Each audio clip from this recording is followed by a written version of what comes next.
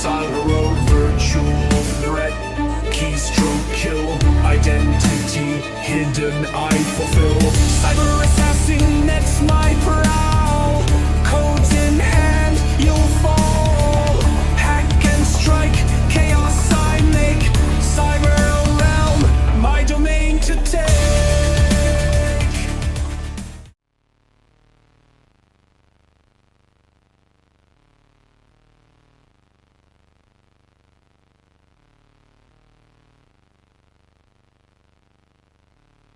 So I did look up the millipede, and the millipede's spiritual significance is that the journey is broken into smaller steps, and noticing the progression isn't leaps, it's not jumps, it's not leaps and bounds, it's not a sudden, obtainment of things. It's a slow progression of taking the steps to get where you're going, and that's how you get where you're going, is by taking it in the small steps.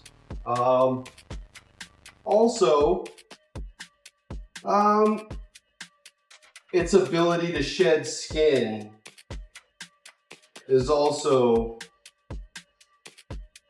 seen as metamorphosis. So getting to the point of accruing enough power and knowledge to metamorphosize and take the next step to the next evolution. That's what the millipede's talking about. He's also a tumulter, something that breaks the small things down so that they can be nutrients for the bigger things to grow. So lots of lessons with the millipede. With his little tiny millions of legs, it is a very powerful thing, but it moves very slowly like the turtle. It's strong. Perseverance is its lesson. Everything taken in smaller bits is digestible and can be done when you don't look at it as a big, insurmountable goal. I like the millipede. Interesting story. But what I was going on about was Mars energy. We're all in it, which right now with the other aspects included with Mars, it's giving a false sense of need to act. I know me, I've been going through some, just setbacks, and I'm seeing it in the world. I'm getting more work because other people are going through setbacks, which causes me to make money. Other people's disasters are how I survive, is fixing problems and whatnot. So yay, but when my AC goes out, not so yay. You know what I mean? I have to overcome that, which I have, and issues with this, that, and the other. Little things arise and you overcome them, right? It isn't to hurt you. It isn't to break you down. It is to bring about a slowdown. Hold up, wait a minute, calm down. Take a look at what's really going on here. What are our real priorities? Are we even going the right direction? Am I fighting where I need to be loving? Am I just so used to attacking and aggressively seeking what I want when I should be sitting back and allowing it to come to me because I'm in a deserving energy, waiting for it to flow my way, instead of I'm gonna go out there and seek and find. It's that energy right now of, I know it feels like war, but it isn't. It feels like struggle, but it isn't. It feels like a test, but it isn't. All it is a moment to let the problems be what they are. They will be solved. It's just like the price of gas. Does it matter? Does it really matter? Are you not going to pay it if it's too much? All you can do is complain and break bread. that seems to be the prevalent energy right now, is overcome, persevere. If it feels too heavy, maybe it's a perspective thing. Maybe you're just seeing it as too heavy. It's how you're looking at it, not necessarily how it is. And that's what I'm trying to get to here is there's a disillusioned idea of things currently, probably an old paradigm, an old way of viewing things that needs to be reevaluated and possibly changed.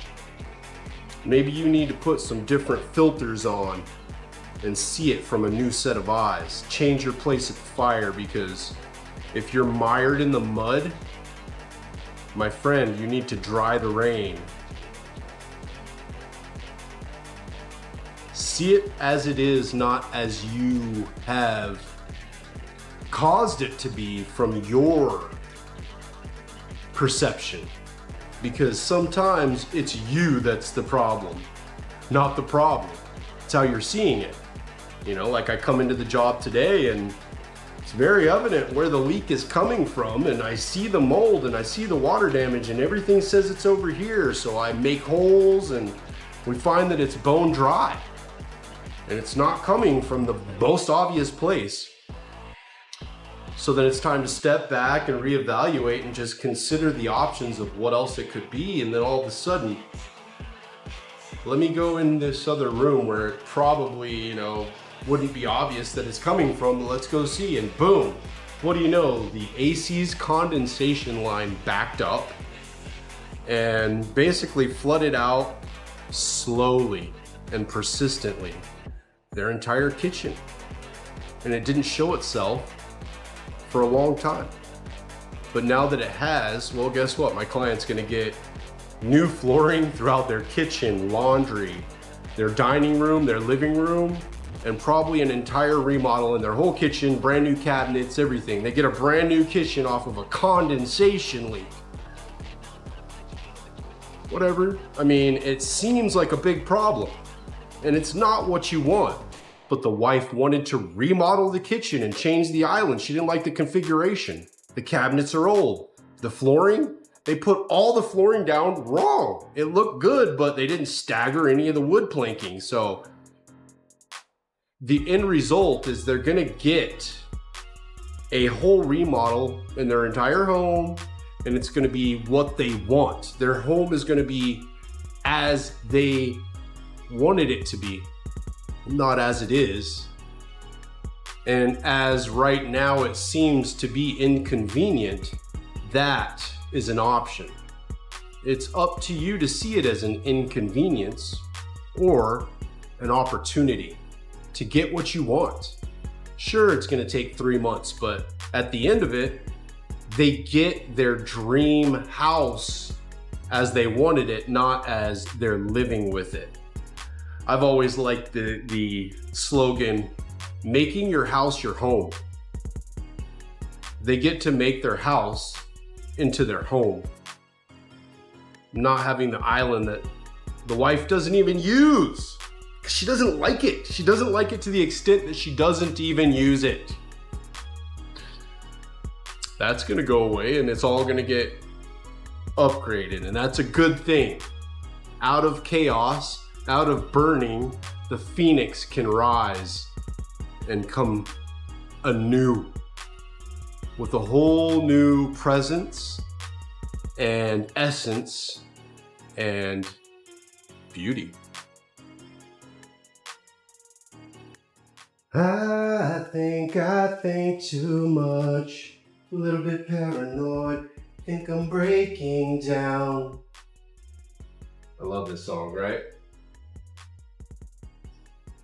Maybe it's in my blood, a little thing I can't avoid, I think I'm breaking down. Right? So there is a bit of that energy too of, you know, if you are mired in the mud and you're feeling that depression, you know, to also be able to know that you as a empathic person can definitely find spirit will help you with that. It can lift your spirits by perspective change. It is a perspective inner conversation typically that's causing you to be mired in the mud. That depression, that, you know, I think too much. I'm a little bit paranoid. I think I'm breaking. Maybe it's in my blood. A little pain I can't avoid. I think I'm breaking down. Every little second, every minute, every day. Pain never lets me sit and think. I'm addicted to the pain because everybody fucking hates you, right? It's those inner voice, that inner conversation that tells you that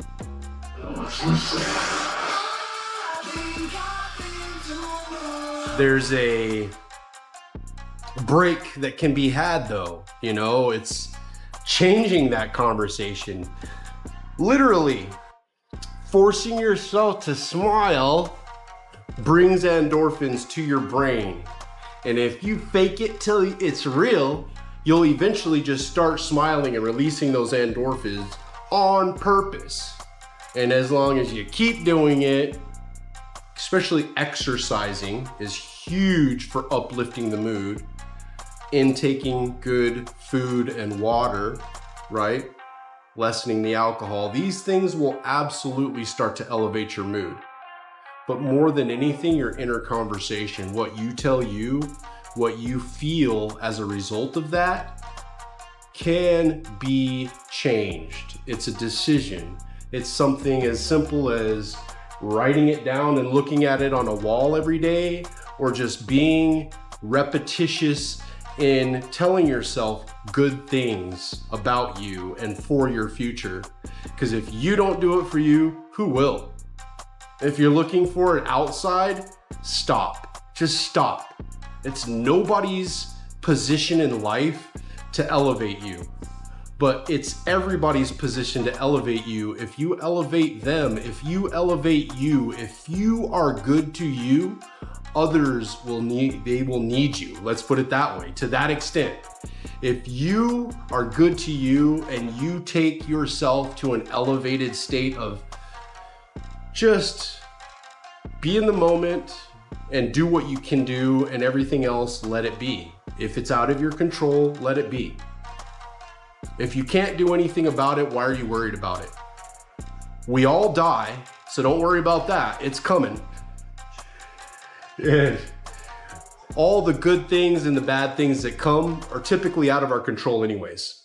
All you can do is what you can do right here, right now.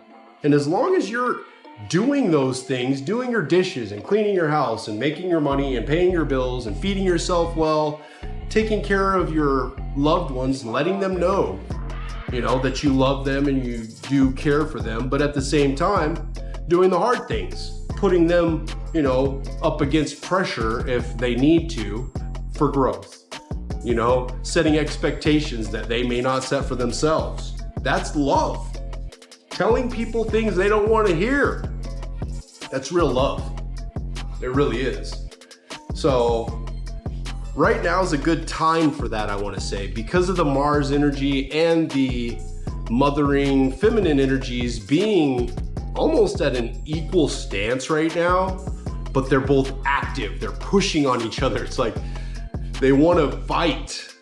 But as we all know, sometimes between lovers, fights turn into love. They start out like an angry moment and then they end in passion. So keep that in mind. Sometimes what you're looking at is frustration or anger or a downer may actually be the rain that's giving the water to the most beautiful flower that has yet to bloom. It takes the rain, it takes the clouds before you'll ever have the bloomed flower. So love the mud, love the rain, and see it for what it is, not what you see it as. Know that you are, by your observation, inputting, acting upon by observation in this world. The constructs and the things that are happening are also happening from inside of you, not just from the outside to you. A lot of it's happening from inside out and then back. There's a circle. Be mindful of your own inner voice and your inner conversation, and tell yourself good things. Love you, care for you, and give yourself permission to succeed and to feel better, to be happy. Tell yourself literally, I deserve happiness. The first few times somebody told me that, I kind of laughed. I was like, I don't know why I've never thought of this. It seems so strange to me to tell myself and give myself permission to be happy, to have success. I deserve to be successful. I deserve to be creative, and I deserve to be loved. I deserve wealth and health and happiness.